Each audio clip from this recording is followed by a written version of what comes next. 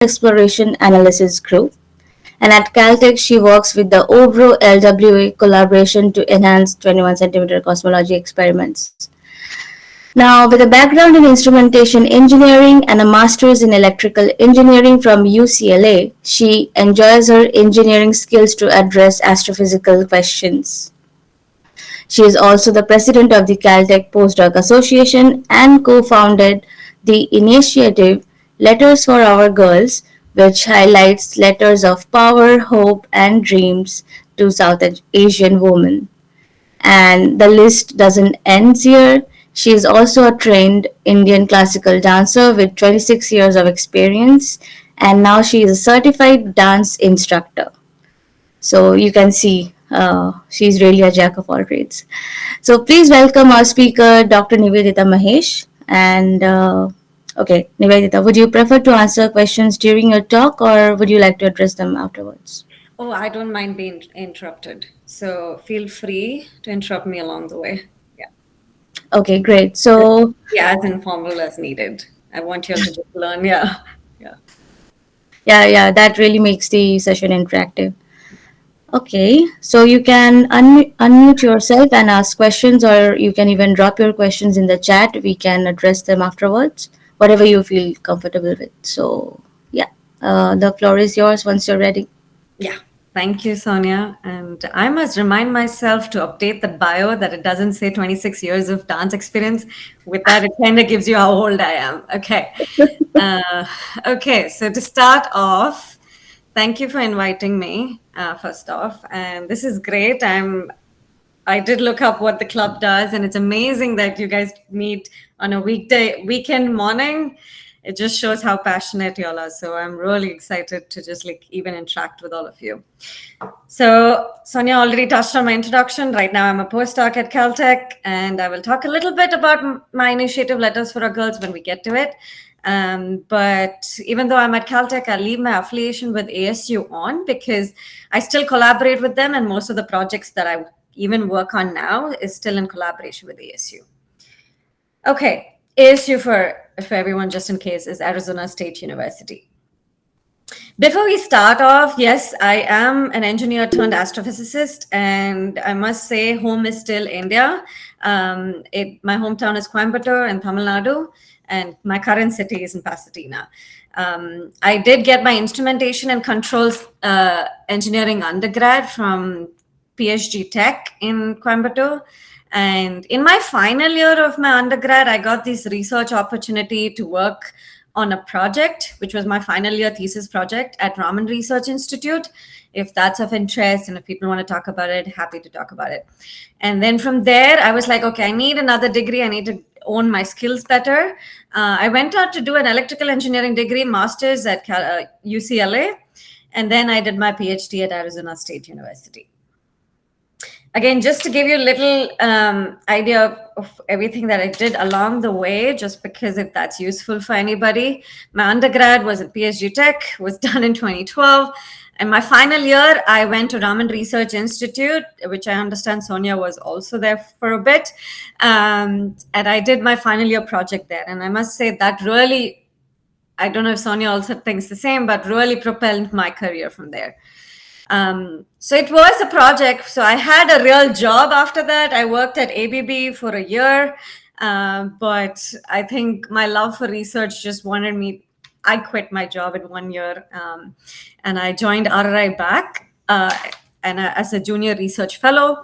I developed a project where I had to design an antenna for an astro application. So till then, I was just like I was an engineer. I was designing antennas. But it was for a solar physics project. But since I was still doing engineering projects, I was like, okay, let's just go on to do a master's in electrical engineering. That's what I did at UCLA. But in UCLA, I pushed myself a little bit and I took some formal astrophysics courses to make sure that do I really like this subject or no? And I did. I, in fact, fell in love with it. So after UCLA, I did get a job opportunity in another industry, but I turned that down and I took an PhD position at ASU.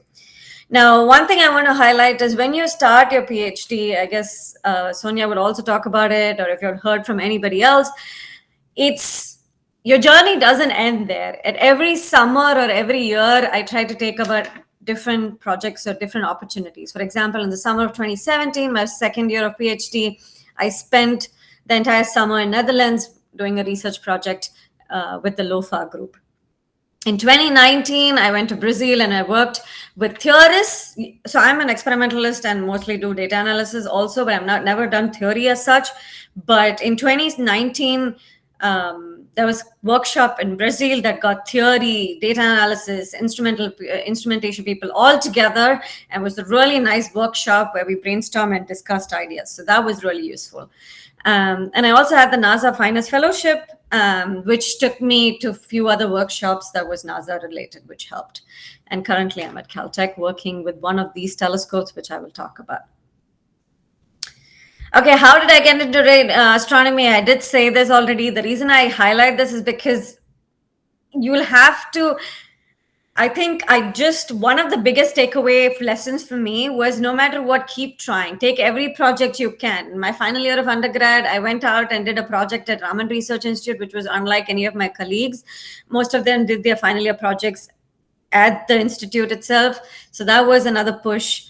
And then even though I took a job in ABB, I knew I still liked my research. So I came back. Of course, I had my family support to do that. And then holding on to your mentors. My very first mentor in astronomy was Ravi Subramaniam, who was the director of Raman Research Institute at that time. I still hold on to that connection, still talk to him about different projects. Like I said, once I started my master's in engineering at UCLA, I took extra courses. This didn't even count to my degree. So I took extra astro courses just to make sure I liked the research. And I also did an additional project. Finally, I must admit this. I applied to 4 PhD programs to do astronomy. After my master's in electrical engineering, I got rejects from 3, and I had only 1 left. And I didn't get a reject, neither did I get a positive email. This was to work with Dr. Judd Berman at ASU, and I will shamelessly admit that I emailed him 3 times to make sure, have you made a decision? Are you going to call me in? And finally, I don't know if he got frustrated or what, but he did call me in for interview, and I did my PhD.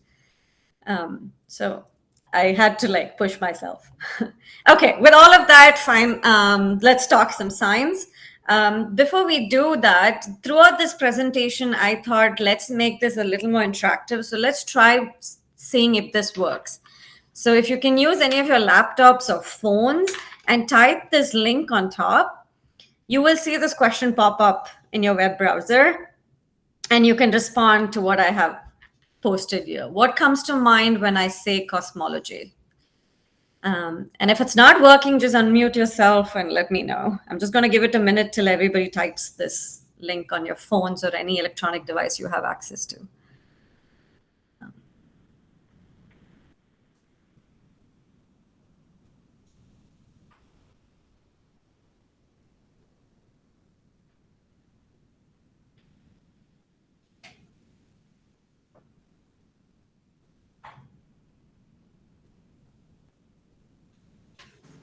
If people are not able to connect to this link, please unmute yourself and respond. Just to make sure, are you able to pull that up, Sonia? Yeah, I'm also trying. Actually, it's not working for me. It's not, is it? Okay. Yeah. Oh, there we go. Somebody got it. I'm not going to refresh it. Somebody got it. Yeah. So there's space. Yes. I'm wondering if it was one word. It split up the space study. Yeah. Or study of space. Yeah.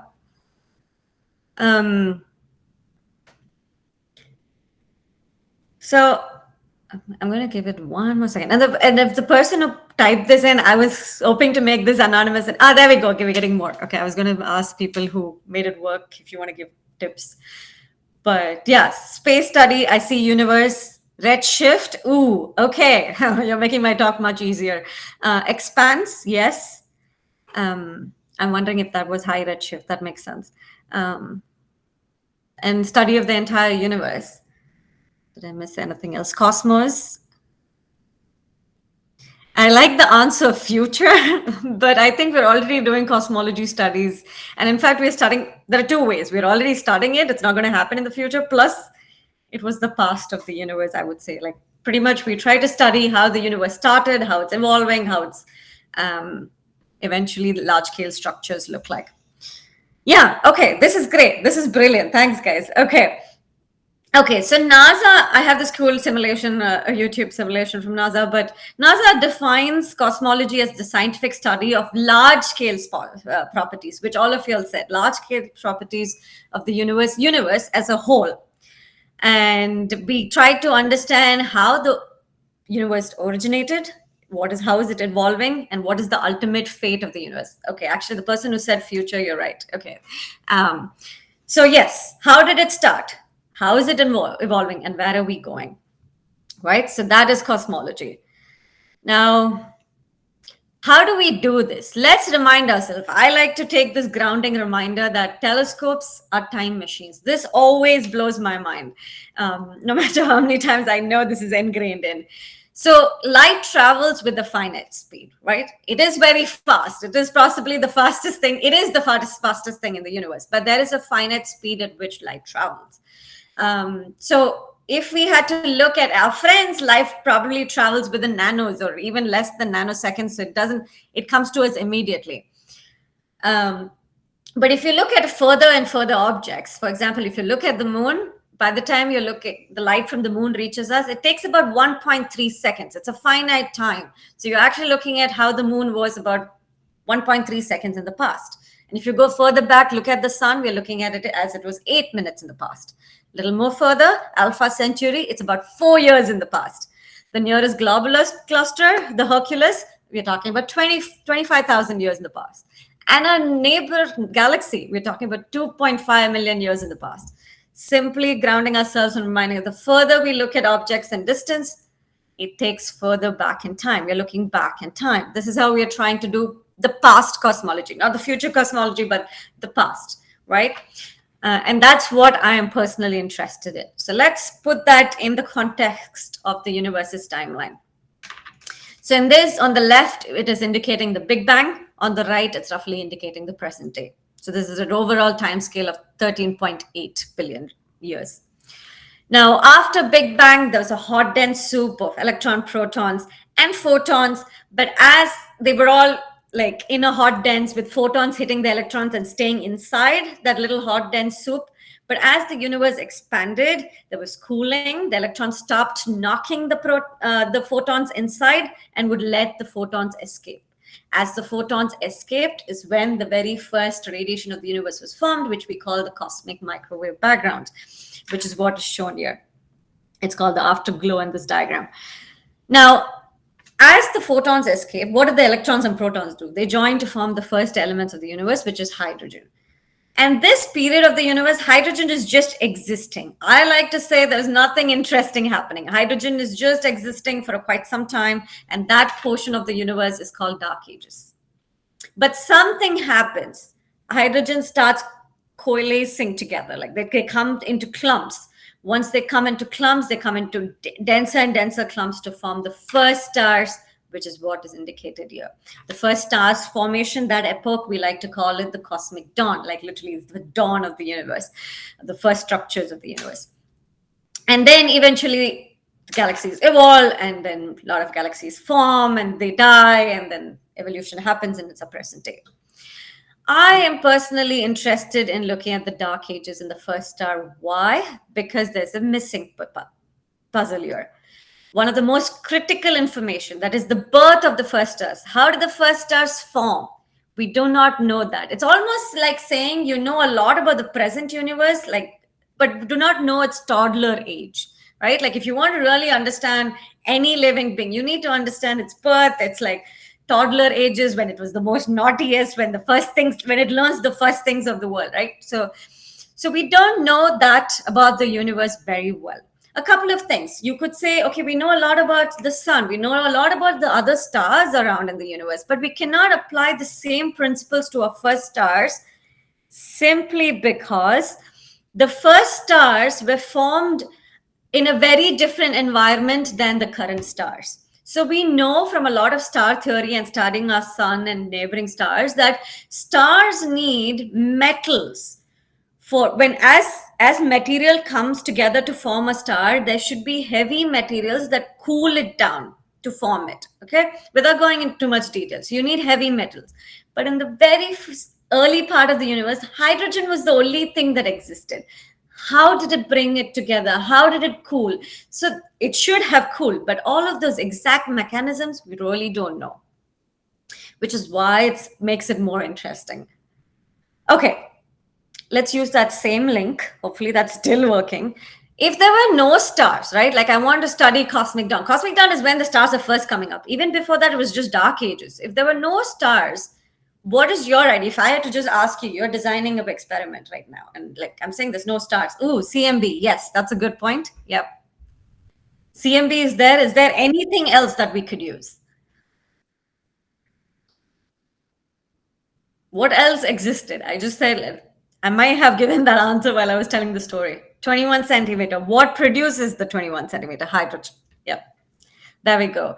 So CMB, you're right. And one of the ways we do study, but the problem with CMB is the CMB, all the structure in the CMB, everything that it could have got, it gave it when it escaped that hot soup. After that, it's just existing. It exists, but it interacts with hydrogen. Hydrogen is the most important thing we can use. Hydrogen is existing in dark ages, and hydrogen slightly changes its property while the stars turn on. So it's the easiest thing that we can do to probe cosmic dawn and dark ages is to use hydrogen. And just to remind ourselves, I know somebody already said 21 centimeter, but just to remind ourselves, this is the atomic structure of hydrogen with a nucleus in the center and electron outside. And I'm showing you the spin axis. So every time that, if you see in the top, they're aligned, and the bottom, the electron spin axis is reversed. So every time it switches, it emits this 21 centimeter radiation, which translates to 1420 megahertz or 1.4 gigahertz. Right? So we have this radiation from hydrogen that we can probe to study cosmic dawn and dark ages. Now, I'm a radio astronomer, you know, through the introduction. So I like doing radio astronomy, but I design my instruments roughly at 100 megahertz. But the hydrogen signal is at 1400 megahertz. Why do we design an instrument that's 100 megahertz when we're trying to probe a signal that's 1400? The answer is because redshift. So we're looking at a signal, we're looking at 21 centimeter as it was emitted, during dark ages or cosmic dawn. But by the time it reaches us through the expansion of the universe, it's redshifted, it's stretched to longer wavelengths or lower frequencies, roughly 100 megahertz. Right. And the other thing we need to know that this signal we are going for, theory predicts, and also logically, if you think about it, is the signal we're looking for is definitely below 100 megahertz. This is frequency on my x-axis, but the y-axis is the strength of the signal or the brightness temperature of the signal. It's in roughly 100 millikelvin or even lower. Okay, so we're looking for a really faint signal. Why am I saying faint? Because at the same frequency, for context, at the same frequencies, our galaxy is about 10,000 Kelvin. It's about 6 orders of magnitude or even more brighter. So it's a really faint signal that we go for. But it is an interesting signal, right? I've already convinced you that we're going to study cosmic dawn and dark ages, which is the first part of the universe. But let's look at the, like just from the signal, which different features of the signal can probe different parts of the universe. So this is roughly what the signal will evolve as dark ages is happening, as the stars turn on, and as the stars produce UV radiation, it changes like this, right? So during this period, when no stars are on, only hydrogen exists, it's the perfect playground to study some basic physics, basic cosmological models. There's no complicated things happening because the stars haven't turned on. Stars make things complicated. And then when the first stars turn on, there's this nice, beautiful signal that we can look for. And it would tell us how it's getting heated, what radiation it's producing. Roughly, it could also tell us the size of the stars. So that would be interesting. Finally, at this portion, the stars have evolved and died, forming black holes. So that we could study black holes at this first black holes that we could study during this period is called, just for context, the epoch of reionization. Because all the hydrogen is now ionized again. It's reionized. That's why. Okay. just again to put things in perspectives. Okay, I don't know why this says 50 megahertz. If I have to ask you of other objects or other sources that operate less than 100 megahertz, not just 50 megahertz, less than 100 megahertz, where we want to design our instrument, what all can you think of? Like, what are the sources or interference or radio? Thank you very much. Radio waves, yes. From where though? Where? Radio waves are coming from a lot of places. Synchrotron, yes, yep.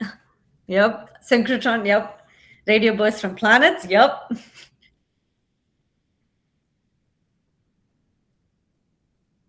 Mobile networks, yep. AKR, wonderful. AKR, just for context, is our auroral radio emission from the Earth. Jupiter is also producing that, yep. This is great. This is actually these answers were very brilliant. And yes, the noise is immense, right? Like our own FM is a problem, our telephones are a problem, TV stations are a problem. So we try to look for radio quiet zones on Earth. And then extragalactic sources, they all produce synchrotron radiation. Our own galaxy produces synchrotron radiation. And then also the problem is very close to home. Our own instrument is very noisy to the level of sometimes tens or 50s of millikelvin. So you need to characterize your instrument really well. So I just wanted to put in context that this is a really difficult measurement we're going for, but it's an important measurement we're going for. Anyway, so I'm going to jump right into it. So for that context, I'm going to talk about a couple of instruments. I'm going to be aware of time, but maybe we'll just go through one of my projects. One of which is where that's dear to my heart is EDGES. It stands for Experiment to Detect the Global EOR Signature. This name was suggested in 2015, way before we thought we will probe cosmic dawn. So EOR seems like it's much more later in time at higher frequencies, but with time, EDGES also probes cosmic dawn now. Anyway, so and it's a collaboration between ASU and MIT. It's located in Western Australia in an observatory that was initially called Murchison Radio Observatory, but as of 2 years ago, we call it Indira Ilhari Bandara. I'm sorry if I'm saying that wrong, but it has its a new native Australian name. Anyway, so EDGES is a single dipole in Western Australia. And this is how it looks like. There's an antenna. It basically, I like to say it's a table, but it's just like a thin sheet of metal, and it's over a ground plane. That's that huge ground plane. And this ground plane is about 30 meters by 30 meters. We have upgraded and we've gone up to 50 meters by 50 meters. We can talk about that. And the main science goal it's going for is this 21 centimeter signal from hydrogen, but hydrogen in cosmic dawn and EOR. The sensing element is this dipole over a ground plane. Overall, the experiment operates from 50 to 200 megahertz, but we have two separate instruments. We have a low band instrument and we have a high band instrument. The low band instrument covers these frequency range from 50 to 100, covering cosmic dawn, and the high band instrument is 100 to 200, covering the EOR. Now, the signal path is obviously the rays hit the antenna, but from the antenna, the signal goes through this balun, these two tubes that you'll see, into a receiver that's under the ground. And then the interesting thing that we pride about with EDGES is that we have really controlled calibration schemes. We have two sets. One, we have a calibration scheme that happens on in situ, that is in the field, at every cycle. When I say every cycle, we get data every 39 seconds. Every 39 seconds, there is a calibration being performed. It looks at a noise source, which is a standard load, and then it looks at the sky. So it continuously switches between that. Because if there's any signal or any interference, or suddenly, like, for example, I'm not even kidding, if a kangaroo comes and hits the antenna, the gain will suddenly change. But it'll calibrate that out because it's switching. The noise source also will see that jump. The sky also will see that jump. So that way you're calibrating. So like, okay, it's not the sky that's suddenly doing that. Then the second thing that we do is absolute calibration. Till EDGES 2 scheme, we did that absolute calibration in the lab. But with the new antenna version, we do the absolute calibration also in the field. We will talk about that a little bit. But what do I mean by absolute calibration is like we take a lot of known standard loads and we fully characterize the signal. So if there are like few engineers who understand receiver properties in the audience, I just want you to know that we characterize what the gain scale is, what the offset is, and all the noise wave parameters. So there are 5 unknowns that usually come with the receiver. So we use standard loads, like basically we take the receiver, disconnect the antenna, we put standard loads there, and we get the values of the 5 unknowns. Okay, and just to give you a scheme, this is our edges team. I would like to change the gender ratio at some point. Slowly working on that, but I'm proud to say that the 2 women on the team are 2 Indians. And okay, with this, I did say, I know I'm like asking roughly similar questions, but it's okay, we can interact with this. So why have we played edges all the way in Western Australia? I'm guessing for you all this is less noise. It's a radio quiet zone. Yes, thank you.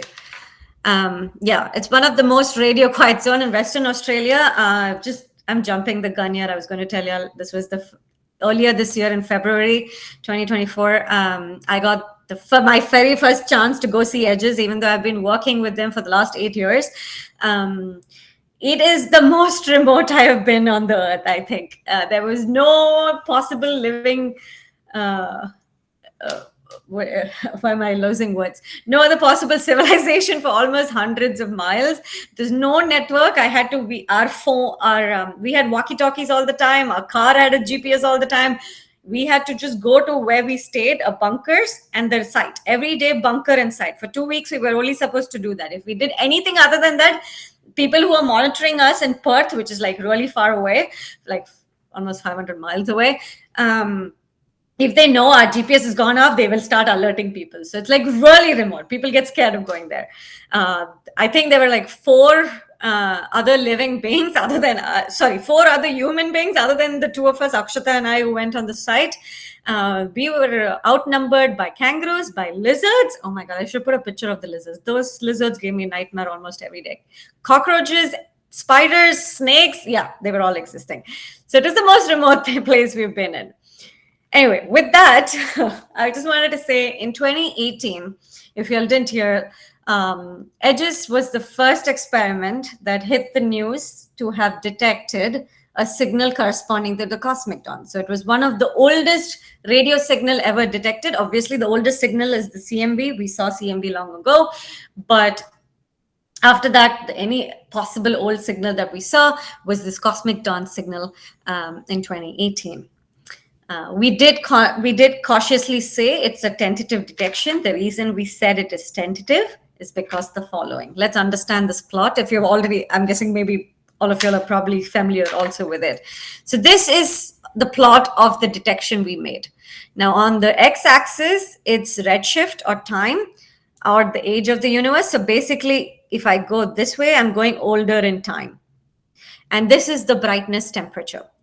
So we saw her dip for cosmic dawn. If you'll remember the models, we need to see a dip. We saw a dip. Yay, we were really excited. We kept seeing it. But the problem is, this is what roughly the theory predicts. The first thing you will notice is the depth of it. It's much deeper. It's surprising. The next thing you will see, the actual center of it is shifted. So the timing at which the stars turn on, we are saying it's slightly later. The last thing is this shape, this flattened shape versus this nice Gaussian shape.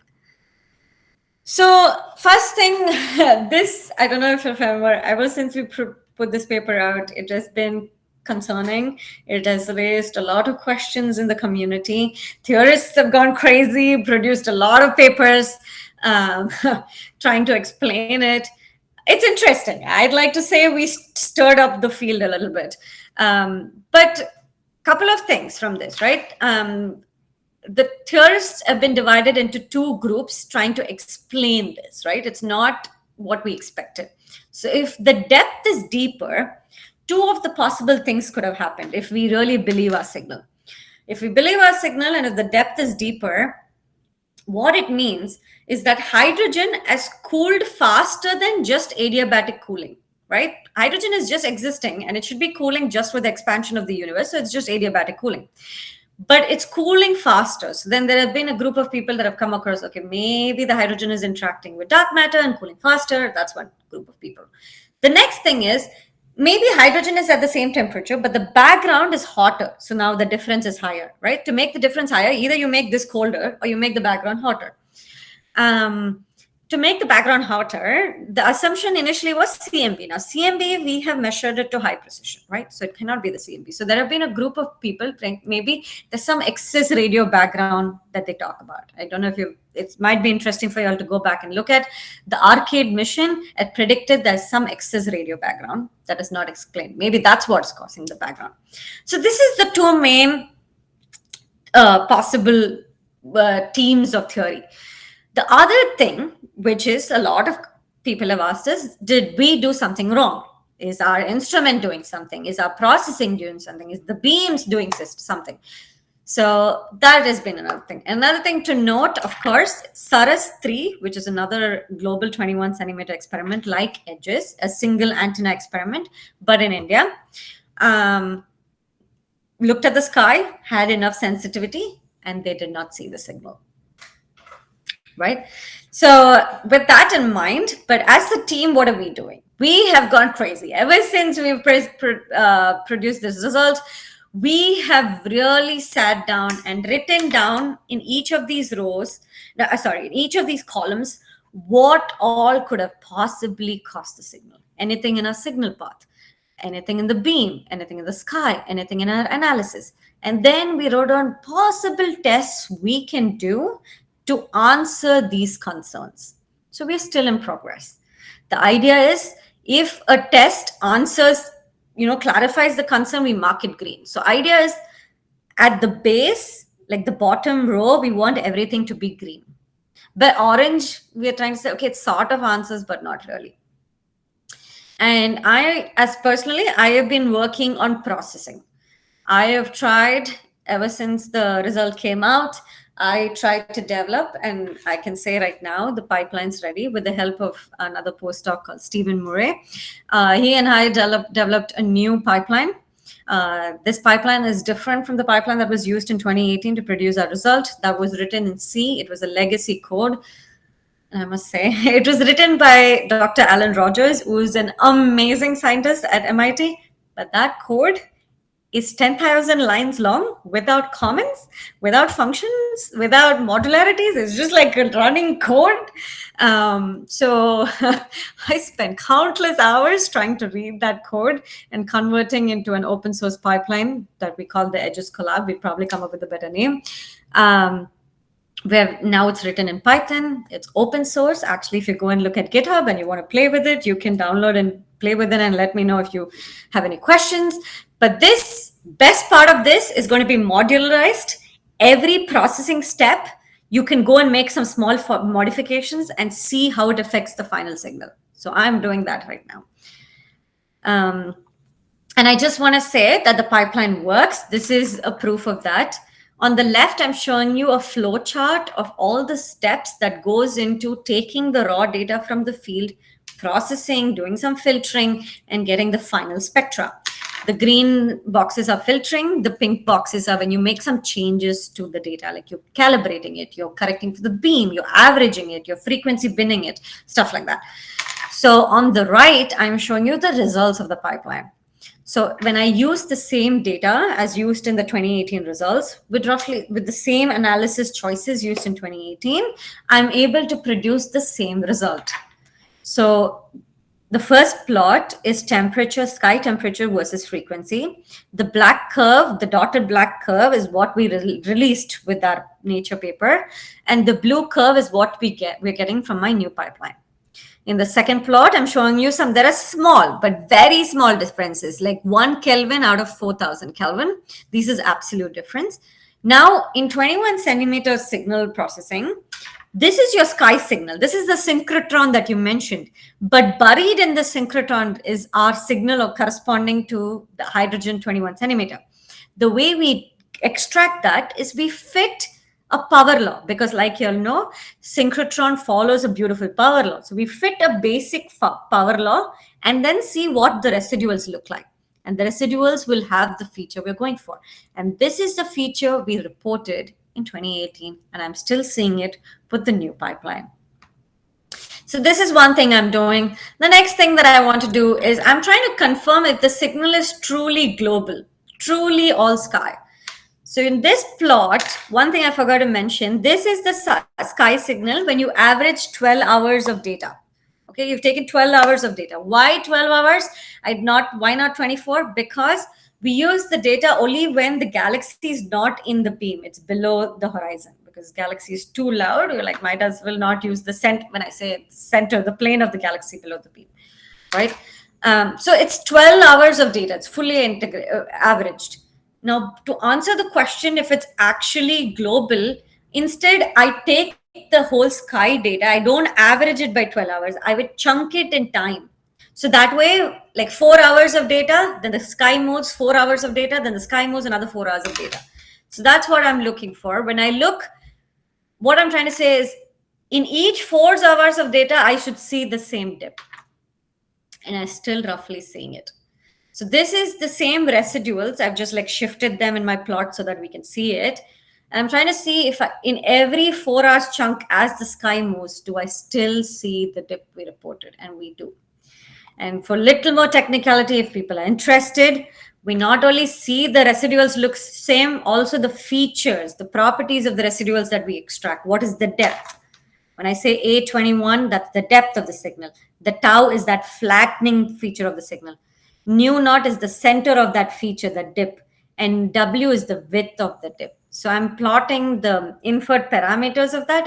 This is a posterior distribution of the inferred parameters in a corner plot. So this is the depth, the tau, center frequency, W. The main thing to take away is the blue and the orange are very similar. The blue and orange is other two different pipeline. They're similar, first takeaway. Second, they're close to the black. Black is what we reported in 2018. All the parameters are close except for sigma. Sigma, we expect it to be different because it's noise. The noise of the black one is lower because it had 12 hours of data averaged. When you're only averaging 4 hours of data in each bin, the noise will be higher. So that is as expected, right? So we're still seeing that the signal is global. What else are we doing? As a team, we have created more instruments. We not only have one edges, we have edges 3, we have rotated edges 2, and we have a mid-band. Now, edges 3 is a third version where the ground plane, like I said, has gone bigger. Second, the antenna looks slightly different. So instead of this sheet here, the antenna is now a box. Why is it a box? Our receiver, instead of being in the ground, is now inside the box. So we've changed the placement of the receiver. Second, we've also put the entire calibration scheme fitted inside this. So we've made a lot of instrumental upgrades. Now, by rotating the antenna like 45 degrees, you can imagine. So the antenna has a certain beam, but when you rotate it, when it's looking at the sky, it's trying to get different portions of the sky inside. So we wanted to make sure nothing specific to looking at the sky like this was causing the signal. What if we rotate? Are we still seeing the signal? Then the final thing we did was, I think, in my opinion, a smart thing is the mid-band. So we created another instrument. Now, low band is going from 50 to 100. High band is 100 to 200. Now, we created something between like 60 to 120 that covers both the band. So the antenna gets scaled. The height of the antenna gets scaled. We just wanted to see if it's because of the antenna that feature should move. If we are creating the feature and it doesn't move. So that was a nice check. So this is what I already told you about. Edges 3, it has a box. It has the entire calibration scheme inside it. And we deployed. One of the other interesting thing was we took that antenna as soon as it was made. Instead of deploying it in Western Australia, we first deployed in Northern Hemisphere in Devon Island. It's like in 75-degree north latitude. Why did we do that? We're like, okay, what if something in Western Australia, something around us, the soil or some trees or something to that environment was causing the signal? We wanted to make sure we check it in another latitude. So we did that. And so Edges 3 is also deployed in Western Australia. So yeah, this is the observatory name is Injera. So I know it's INYA, but you pronounce it Injera Manha Ilgari Bandara. And So this is deployed now, and this is that 50 meters by 50 meter ground plane. And what I'm going to show you next is preliminary. It is, of course, in our memos, but we have not published it yet. We still see the signal. So this is the dip. The green is what we reported in 2018. The blue is what we got from the data in the northern hemisphere. And the red is the data we are continuously getting as EDGES 3 is in Western Australia. It is still there. Maybe that features now more Gaussian than flat looking, which is good because that's one of the things the theorists have been struggling to explain. We don't know what's the flattening thing. So it looks more Gaussian, but the depth is very similar. The center frequency is very similar, meaning the timing is very similar. It's there, but we're working on it. Anyway, so I thought I'll show you some fun engineering things I did earlier this year. So I just wanted to give you context. So far, all the EDGES data I do a lot of data analysis. I'm doing astrophysics out of it. But my engineering skills are very much intact. Earlier this year, I spent about 2 weeks in Western Australia making some upgrades to the instrument and doing some measurements. So this is one task I had. That's me behind a theodolite. For those of you who don't know, I also didn't know before February. Theodolite is a civil survey engineering instrument. So basically, it's like a little telescope, and you look to measure points on the ground. Why did we do that? Now that 50 meter by 50 meter ground plane you saw, it's huge, and it has undulations. Oh my God, it has it's created by meshes joined together, like you weld the mesh together. So like there's like bumps. And if you really have such bumps, you need to model it and you need to predict your beam correctly. If not, you're going to have errors in the beam, which will lead to errors in signal predictions. And this is what my measurements look like on the right. So this is like X and Y. This is like inner, no, what is this? 15, yeah, but 40, yeah, this should be the ground plane size. So 50 meters by 50 meters. And the points, the maximum deviations is almost like 0.2 meters, 20 centimeters. So like instead of the ground plane being on the ground, it's like almost 20 meters above. So all of this we modeled and we're going to take into the beam. The next thing I did was just like measure this is the base plate of the antenna. This is the antenna's legs. I'm trying to measure if the antenna is like slightly tilted and rotated, because all of that is important for the beam. And finally, we also installed, that's Akshata and me installing a new receiver in the ground just to improve things. And after we installed, things looked better. And yeah. And one thing I wanted to say, I did say the nearest civilization is 100 miles away, even though like our actual university is about almost 500 miles away. The nearest civilization that's close to us is a native Australian community. They had a school there, and Akshata and I went there, interacted with the kids. We danced with them while also teaching them with some astronomy. This was the first time they said any astronomer came there, but it was such a fun bunch of kids. We just wanted to go there and tell them thank you, because it's actually their lands that our telescope is on that's doing amazing science. So with that, I just wanted to summarize EDGES. EDGES is looking for a signal from the first stars from Western Australia. It did report a tentative detection, but it has raised a lot of concerns. But we are not sitting back as a team. We have done a lot of work to make sure and increase our confidence in the instrument. Personally, I've been doing analysis. I have developed a new open source EDGES pipeline. I have reproduced the results we showed in 2018, currently writing that up. And there's a lot more data to be processed, given the EDGES 3's come up. And of course, I had to do my little dance step in front of my favorite telescope. Now, before I proceed, I want to make sure how we're doing on time and if there are any questions. I see a few questions. Yes, okay, go ahead. Please unmute yourself and ask questions. Yeah, so hi, wonderful talk. But I have this question is that you said you were using dipoles, right, for EDGES.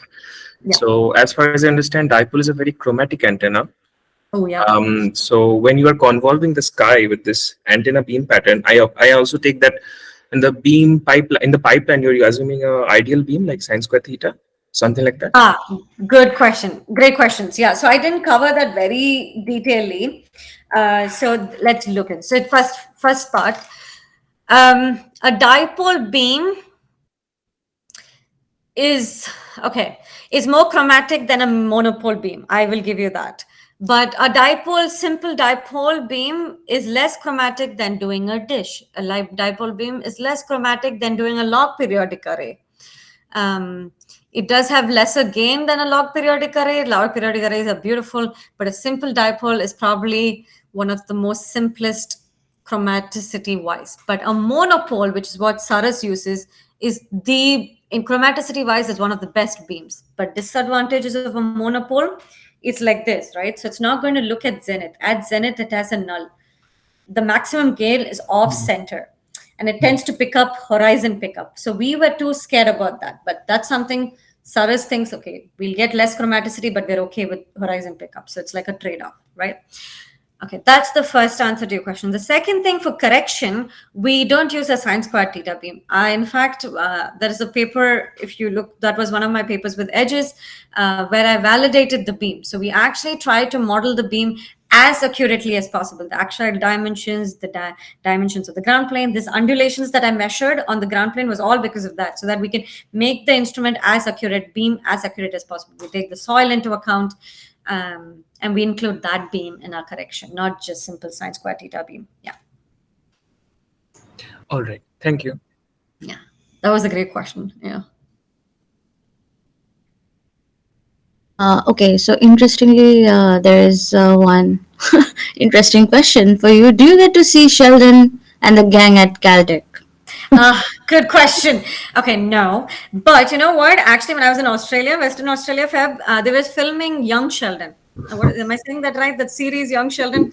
I saw photos of my people watching it just outside the shoot, just outside the Astronomy building. And I was like, oh, okay, I'm not in town.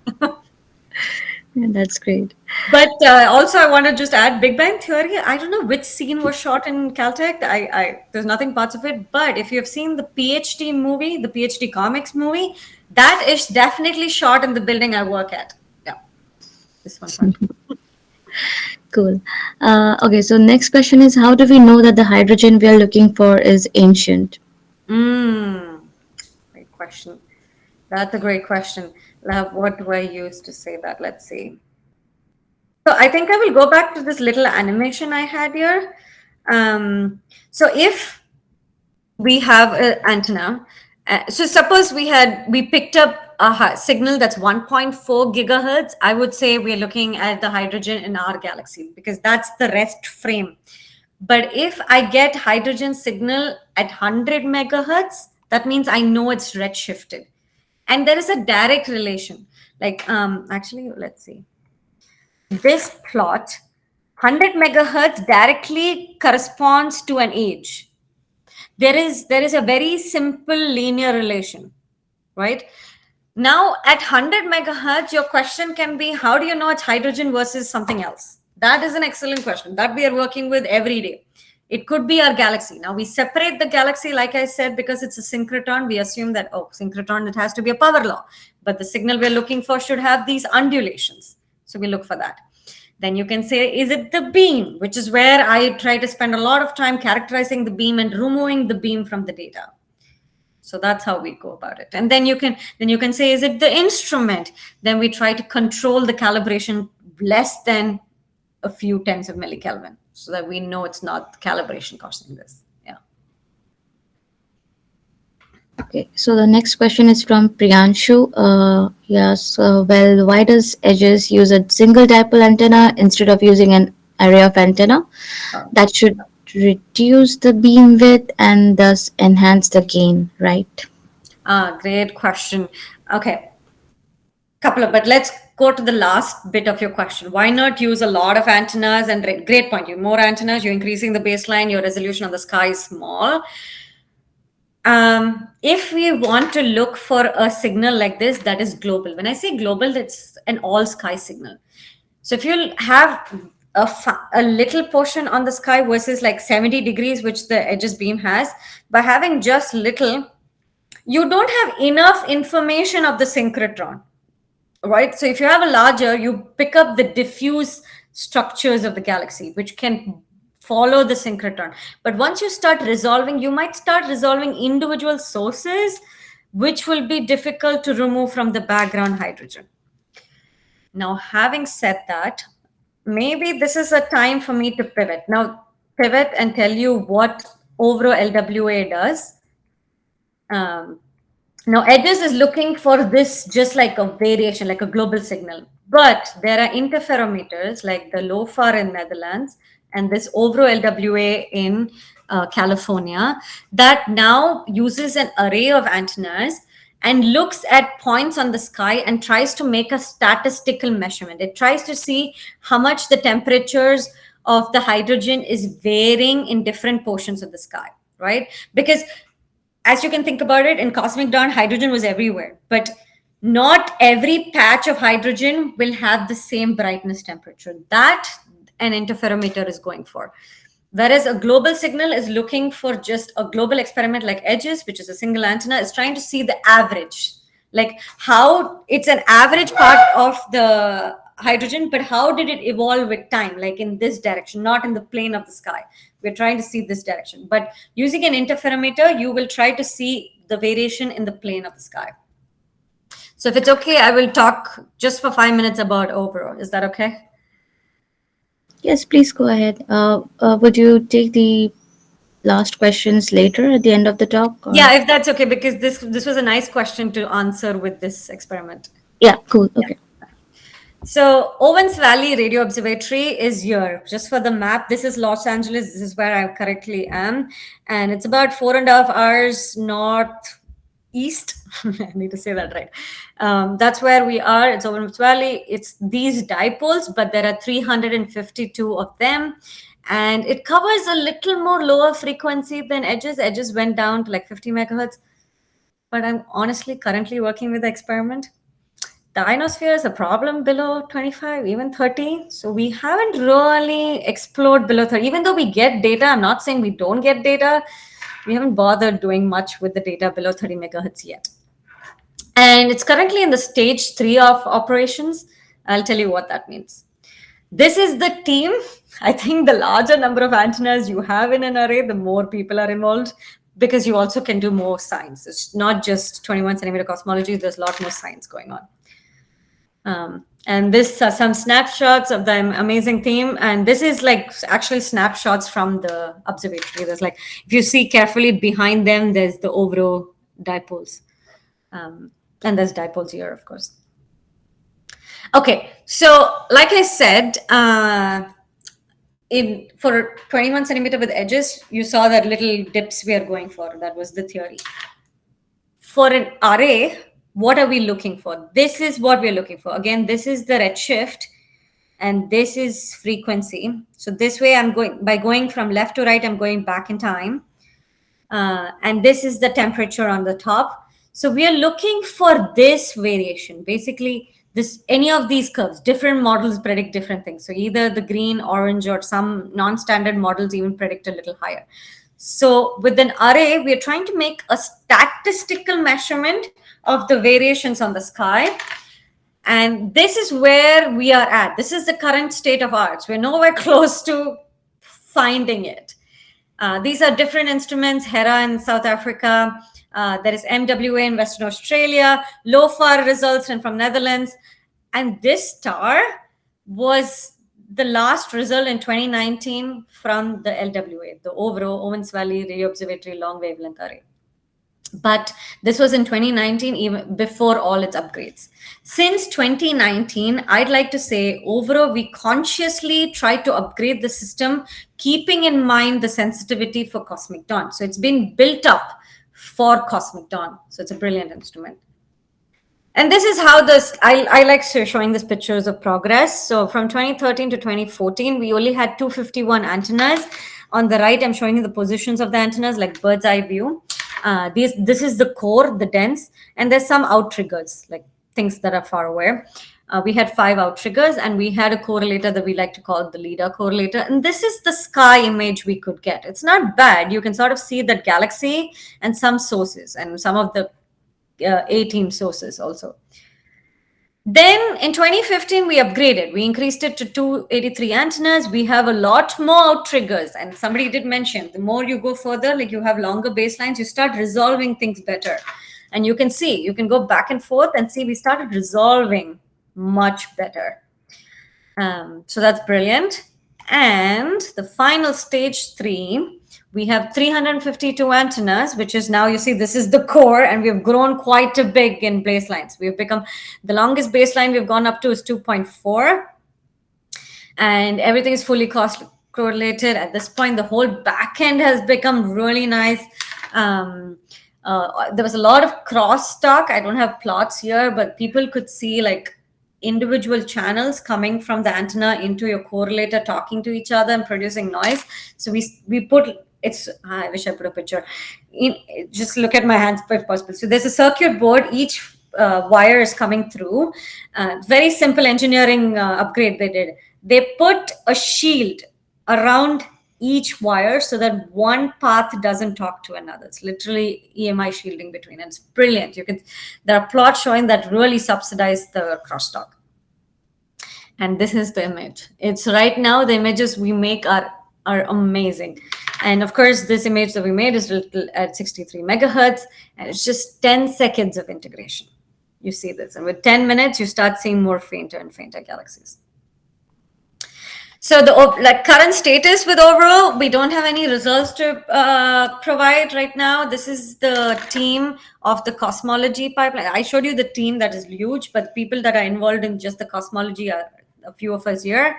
We are developing the pipeline very consciously. We have an RFI section, we have a calibration section, and we have an imaging and power spectrum section. And I would like to say that I'm focusing on beam modeling, sky modeling, and getting model visibilities. I can talk about it if anybody has questions, but that's what I'm involved in. And my summary is up. I like to put a goofy photo next to the antenna always, and never do this. I don't recommend one, because these little booms that are horizontally are fiberglass. When I came out, my entire shirt and jacket and jeans were fiberglass. I had to just carefully remove and put it in my washing machine. Others would get into everything I own.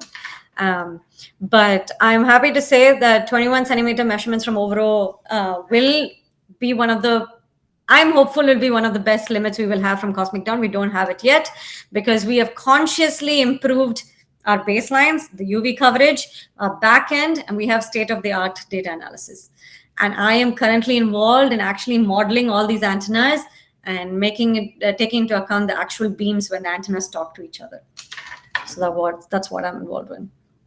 So I'll pause here because I think I've spoken too long. I did want to talk about FARSIDE, but I don't want to bore you all on a Saturday morning. I'll take questions. Yeah.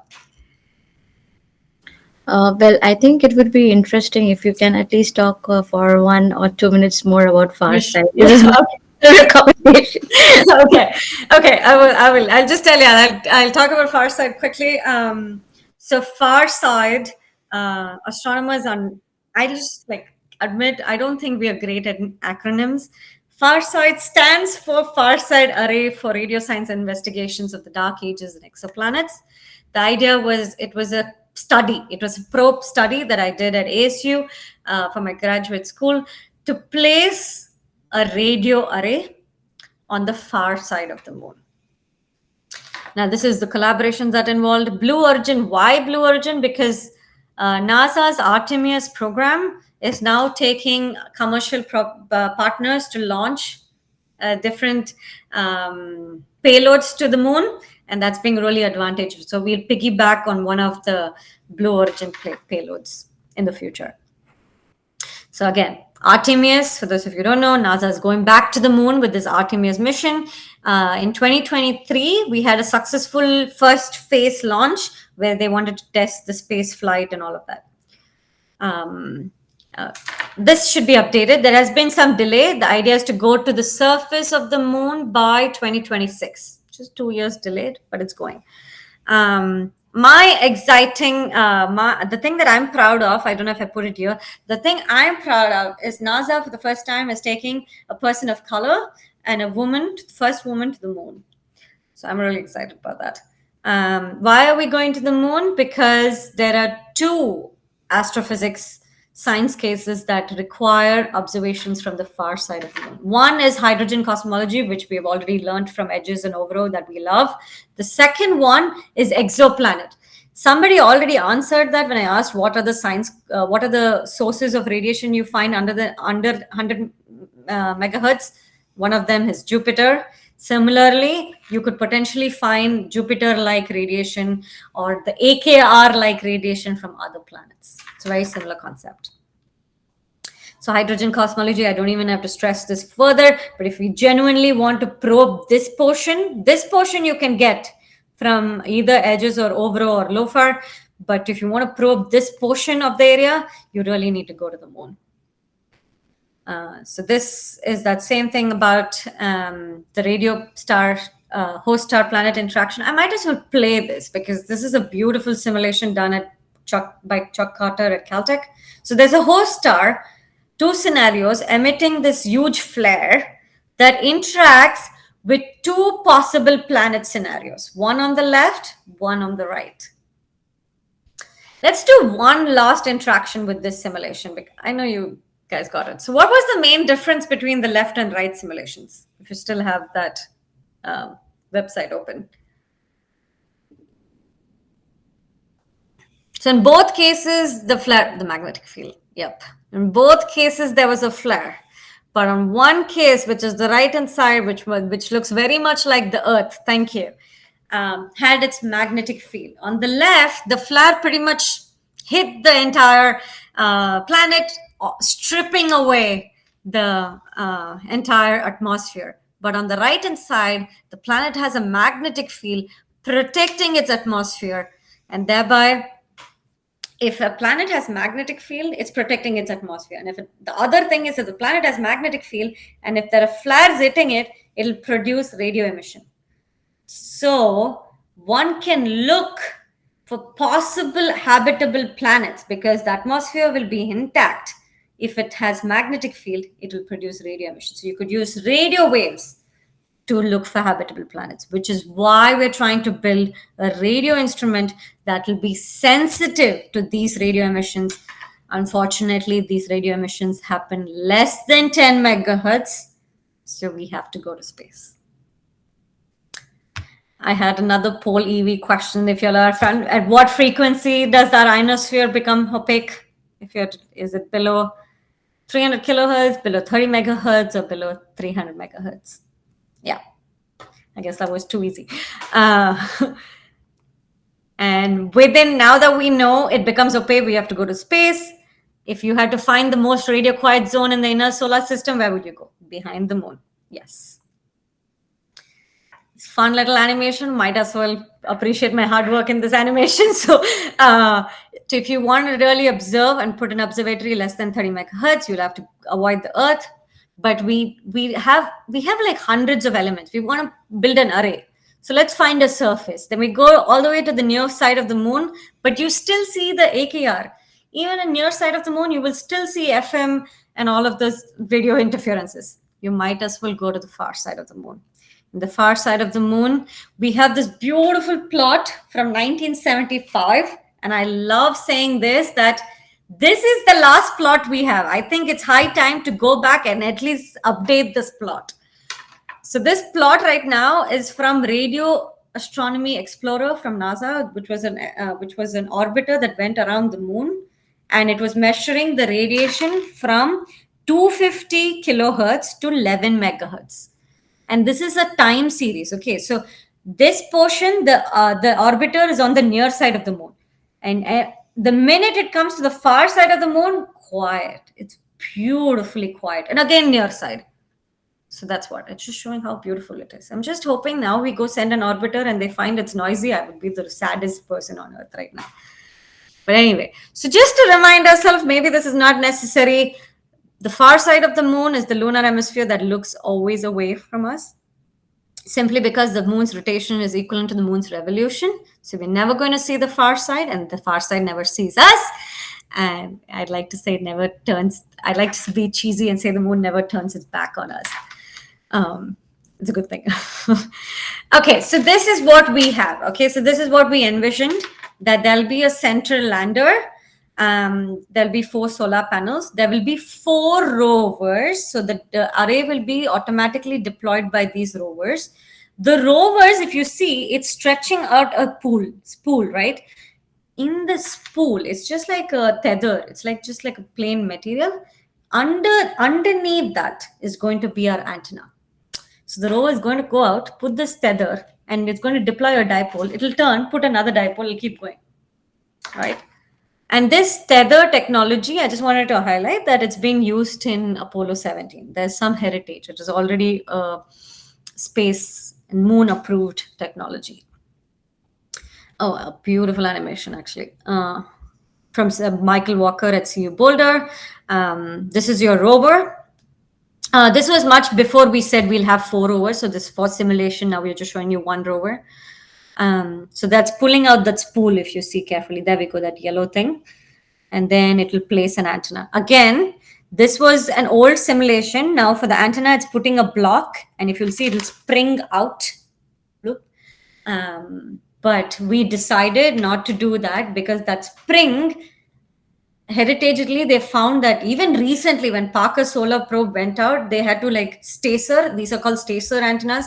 It didn't spring out completely. One arm of the dipole came out, the other arm was half or something. It leads to a lot of errors. So then we switched to, no, you know what, let's not do that. Let's just embed the dipole like beneath. They'll already be deployed. So yeah, so and this is our array layout. It'll be a 4-arm spiral configuration. We'll have 128 pairs of antenna. This is the frequency range. It's going as low as 100 kilohertz.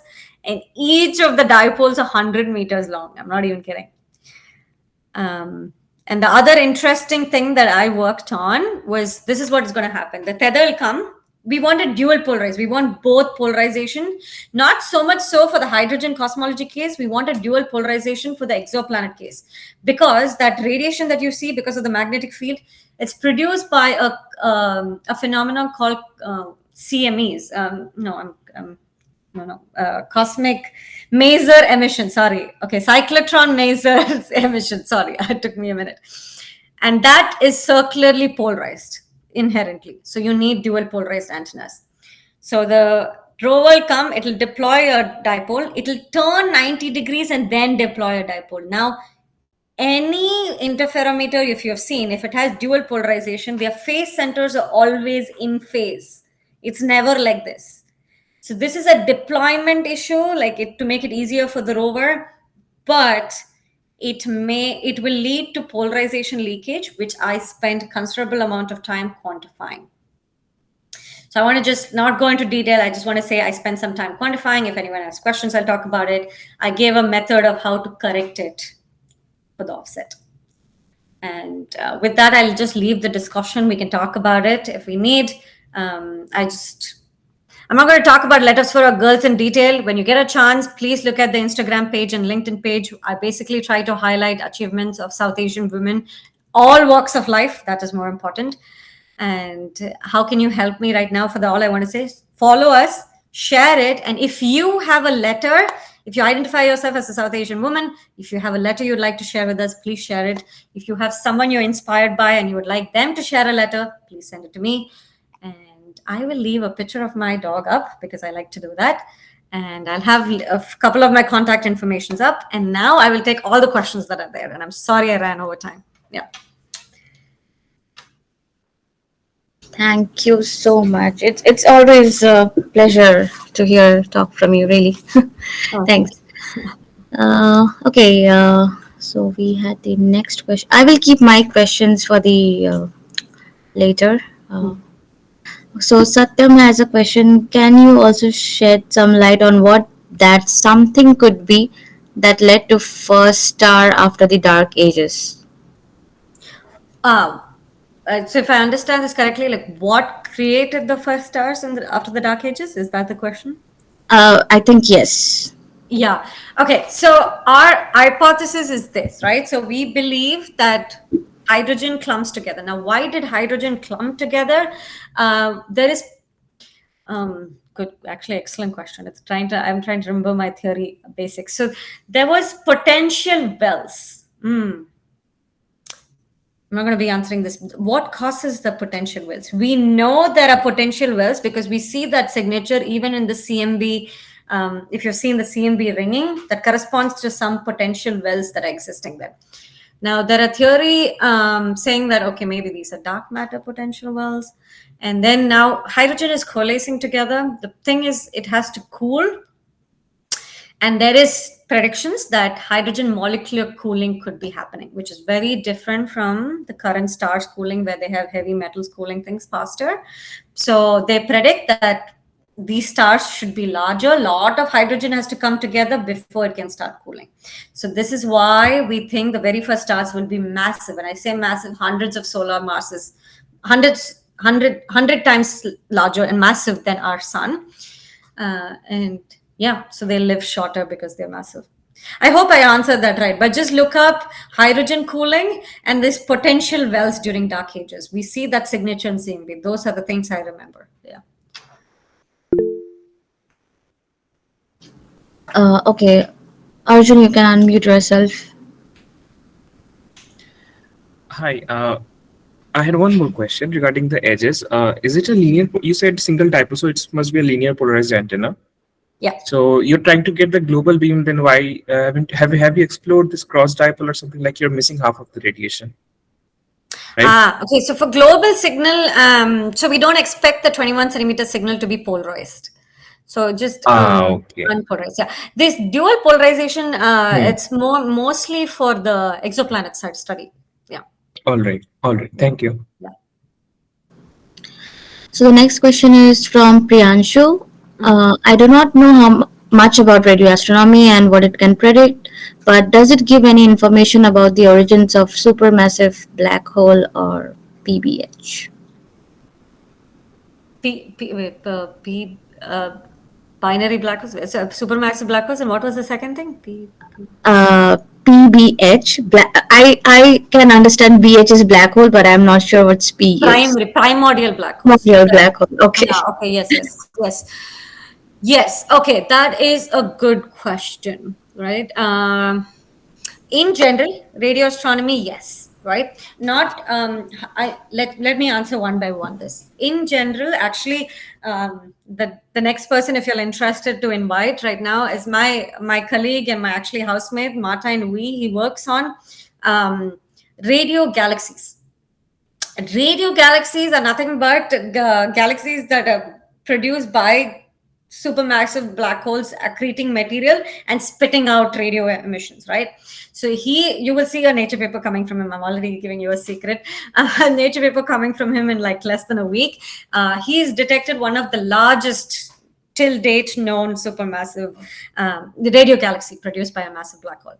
So yes, to study a black hole indirectly, a black hole spins, it eats material, and then it ejects some material out along its axis where there's magnetic field and electron, hence synchrotron radiation. Sorry, you did say no radio astronomy. So when electrons are accelerated with magnetic field, we call it produces a radiation called synchrotron, and that is in radio frequencies. Similar frequencies, think of phone and TV.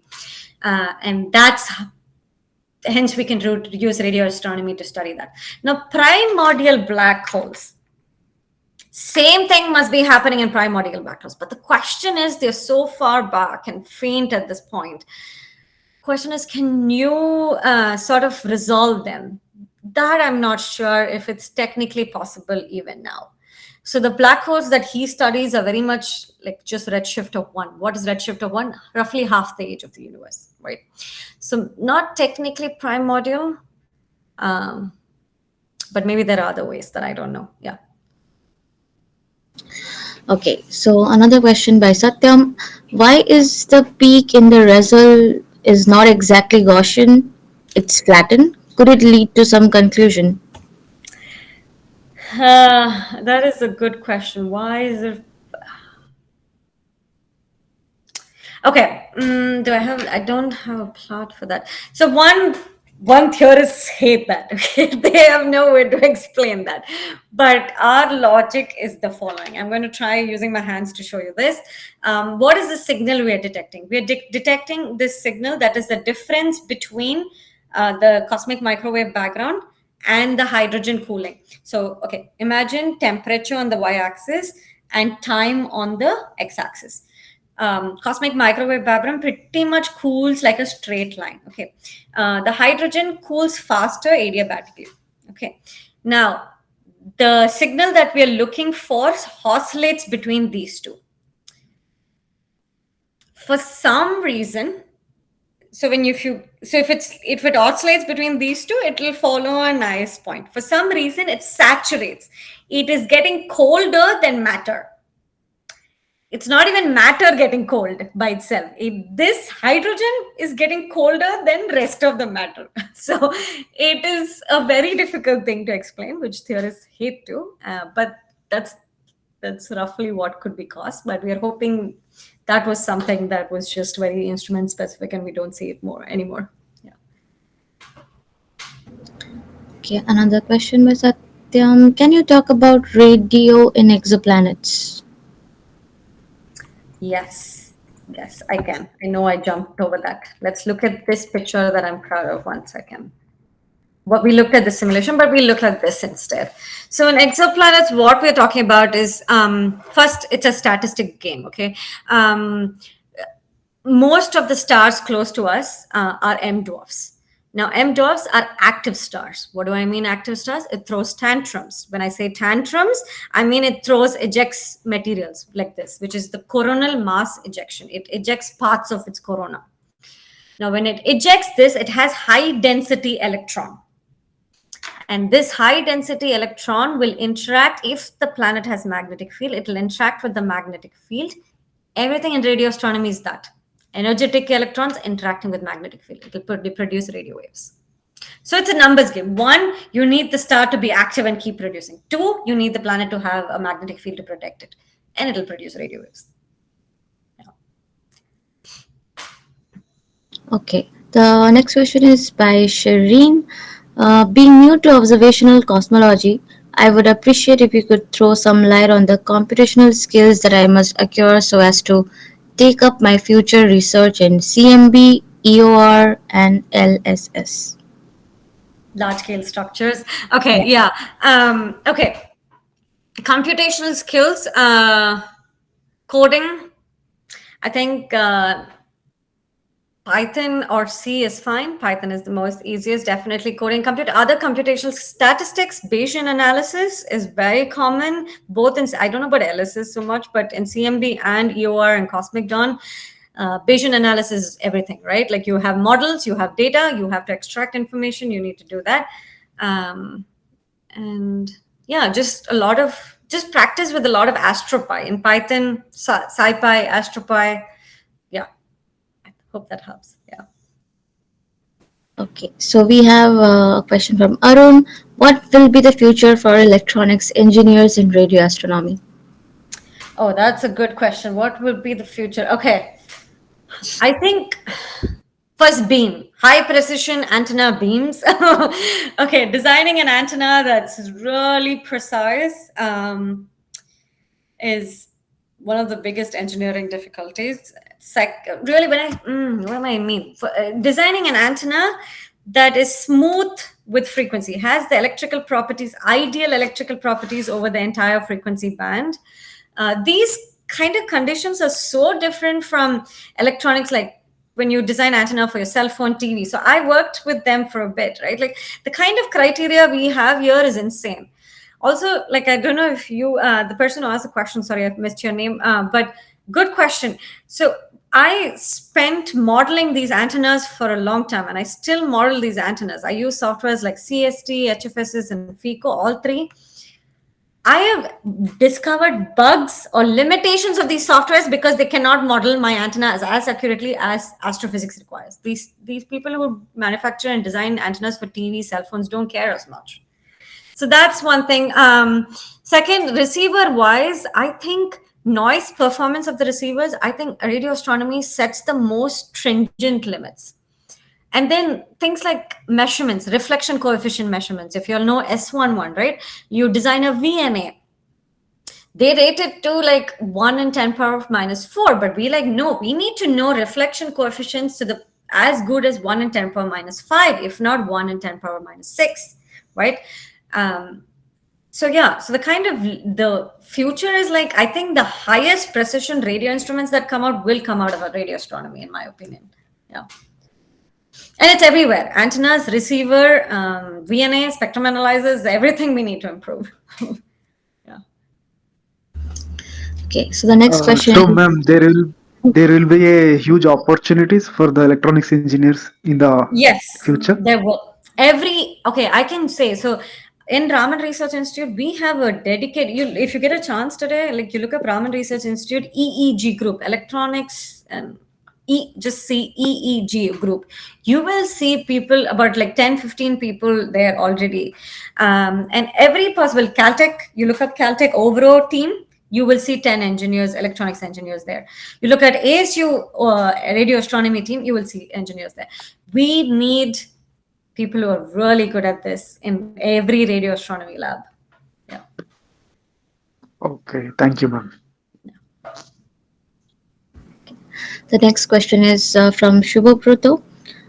In far side, how do we deal with the offset?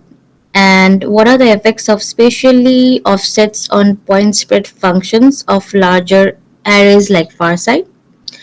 And in edges, doesn't the ground plane also produce more noise which may hamper the information?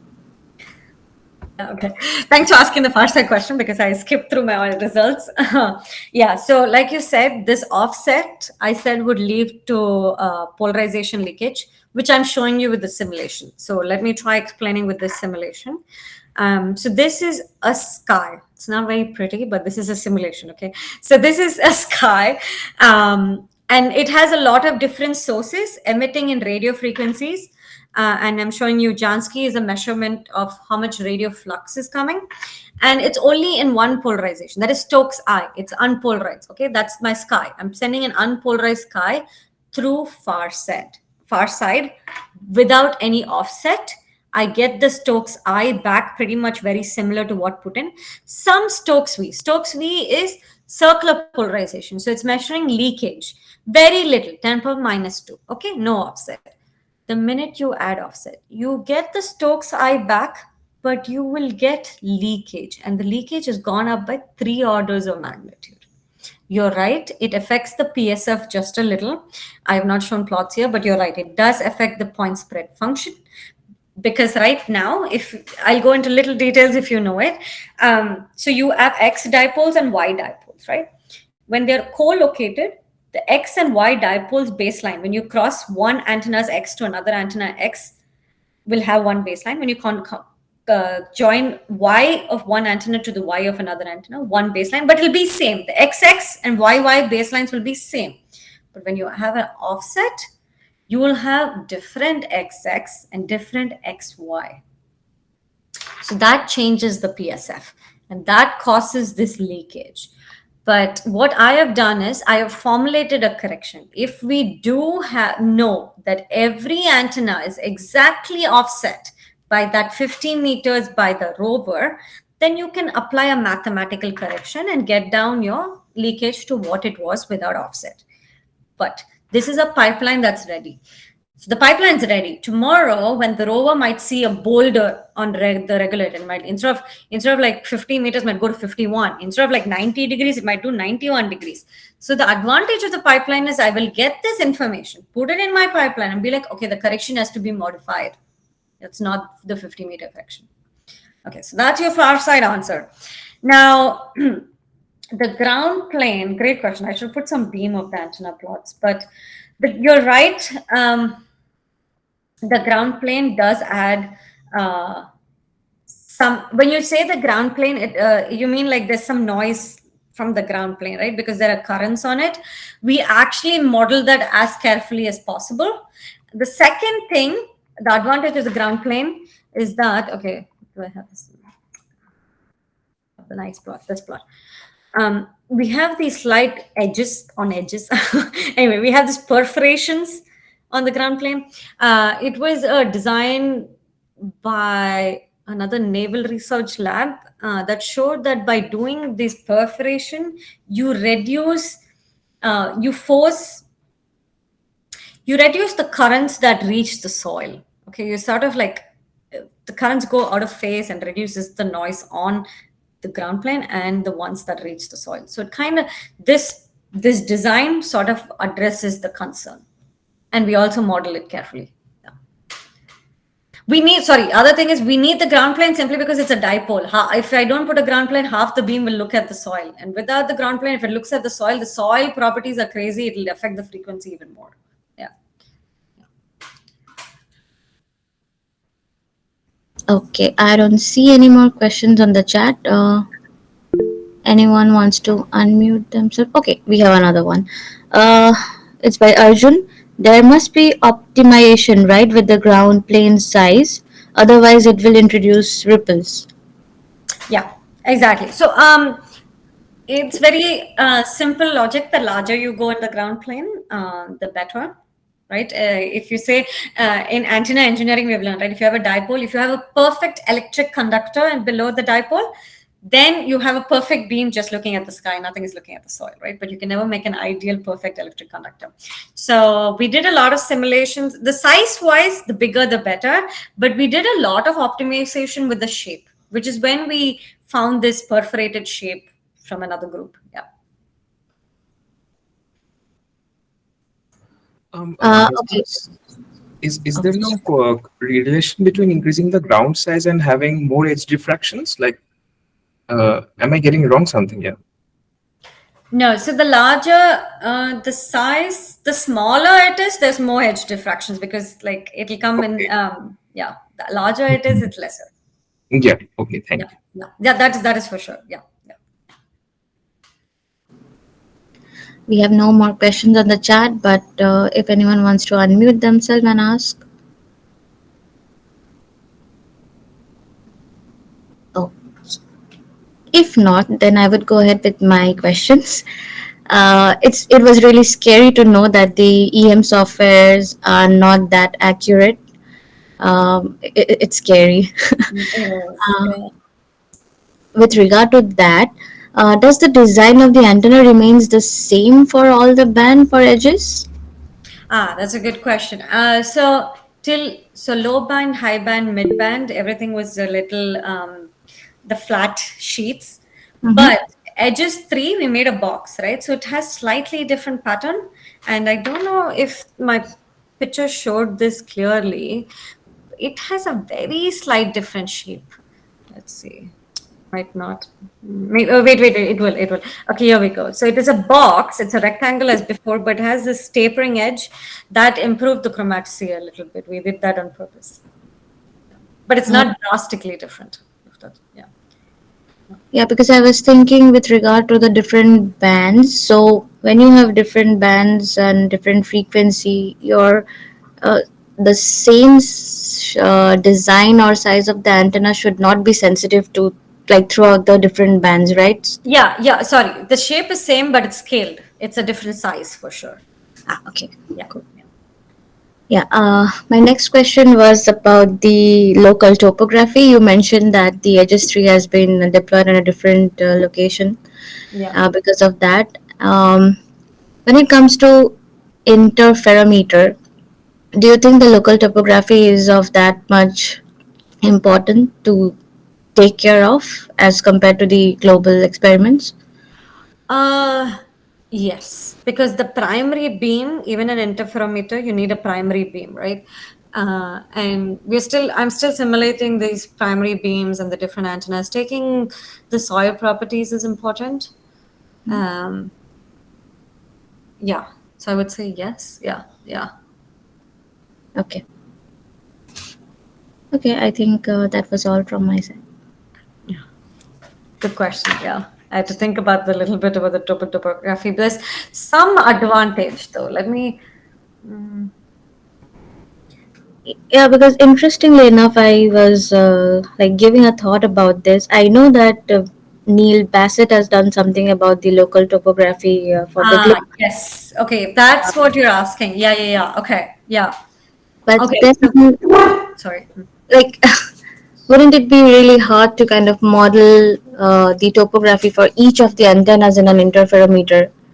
Because for global it's a single antenna and it's you can like make a model for the topography around you, but for interferometer and with I don't know 1,000 plus elements, I don't know if it's easy enough to model the topography for each of them if you have like really big gap between them.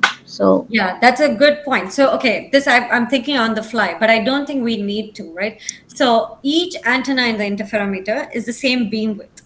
What is the Neil Bassett's paper was the fact that inside the beam you might get the horizon, you might get a mountain, you might get a tree, yeah. but every beam width is the same. If you modeled it for one, it's a final correction I will apply on the primary beam of the array. I don't have to produce on individual beams Hmm. because Okay. it'll still be the same beam width. Yeah. The synthesized beam will be too small to see the horizon. So we Yeah, don't. yeah, true, Yeah. Yeah. true. Yeah. Okay, we have another question by Shubhoproto. Does the leakage due to the beam and offset vary according to different frequencies? And Yes. then how do we deal with it? Yes, it does. And my pipeline is pretty much designed to deal with all frequencies. The correction is written for each frequency. It does. Actually, higher the frequency, it gets worse. I don't have the plot, but yeah. But the whole pipeline and the correction factor I calculated is frequency dependent. So it corrects for the each frequency. Yeah. Oh, this brings to my next question actually. So, is mutual coupling also frequency dependent? It is. Yeah, that's a whole new ball game. I did not put a slide, but that's exactly what I'm working on. Okay. The mutual coupling of over LWA, since these are dipoles tightly packed, looks horrible, so it needs correction. Mm-hmm. So I'm just trying to model it. Yeah. And I would assume this is the case for LOFAR also. I'm just surprised a lot of MWA everywhere, all these instruments will see mutual coupling. It's just a choice of how seriously they take it. Yeah. Yeah, because now I see many efforts being taken Oh, good. in order to model this kind of mutual coupling. In Because LOFAR, is it? even in MWA, Yes. In the I, NWA, yes, yes. I was wondering if the LOFAR team was doing it too. for HBA, like the high band antennas, I don't think they take it that much seriously, but it is really worse for the low band antennas. Yes. So, Yes. yeah. Yeah. Okay, great. I think we have no more questions. So, and Nivedita, thank you so much Thank you. for accepting our invitation and giving such a wonderful presentation. And also, thank you to the participants for sticking to the very last minute. That's really great to see the enthusiasm. And okay, I would like to ask you one last question. That is, would you be okay if we publish the video Yes. recording in the Yeah. official channel? Yeah. Yeah. Yeah. Yeah. For sure. That's great. Yeah, I think we could call it off for this session.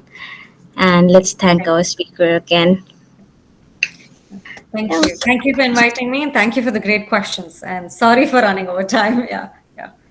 it's absolutely fine. Thanks. Thanks. Okay. Bye bye.